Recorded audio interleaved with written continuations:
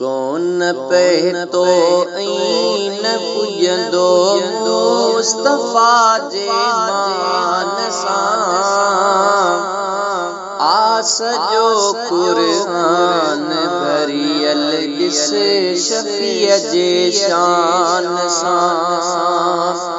कौन पहतो ऐं न पुॼंदो मुस्तफ़ा जे मान सां।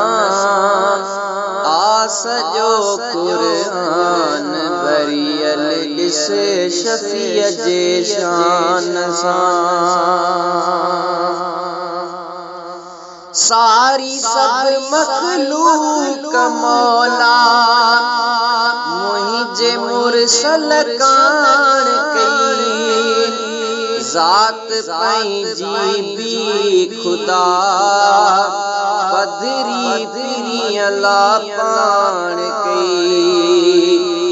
आहे सब सदको सजण जो हो चवां ईमान सां। आस जो क़ुरान भरियल ॾिस शफ़ीअ जे शान सां। कौन पहतो ऐं न पुॼंदो मुस्तफ़ा जे मान सां। आस जो क़ुरान भरियल ॾिस शफ़ीअ जे शान सां। मुल्क मौला जा मिड़ोई महल काजे हथ अंदर। सिज वराए पहण तारे या करे शकुल कमर।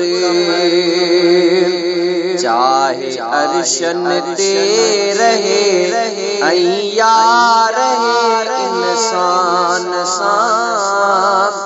आस जो क़ुरान भरियल ॾिस शफ़ीअ जे शान सां।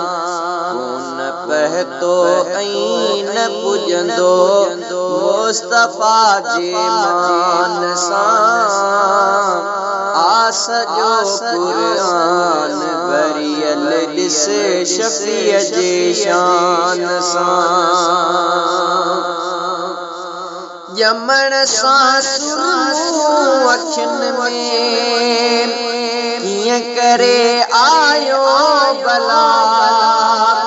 कंहिंजो को जिब्रील यारो झूलो झूलायो भला। सब नबी आया मिलण जानी नबी जानान सां। आस जो क़ुरान भरियल ॾिस शफ़ीअ जे शान सां। कौन पहतो ऐं न पुॼंदो मुस्तफ़ा जे मान सां। आस जो क़ुरान भरियल ॾिस शफ़ीअ जे शान सां।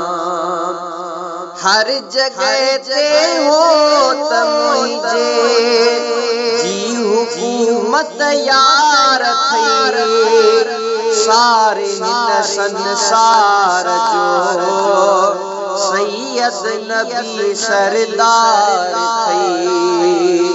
आए हाज़िर पीर हर जा सो जिस्म ऐं जान सां। आस जो क़ुरान भरियल ॾिस शफ़ीअ जे शान सां। कौन पहतो ऐं न पुॼंदो मुस्तफ़ा जे मान सां। आस जो क़ुरान भरियल ॾिस शफ़ीअ जे शान सां।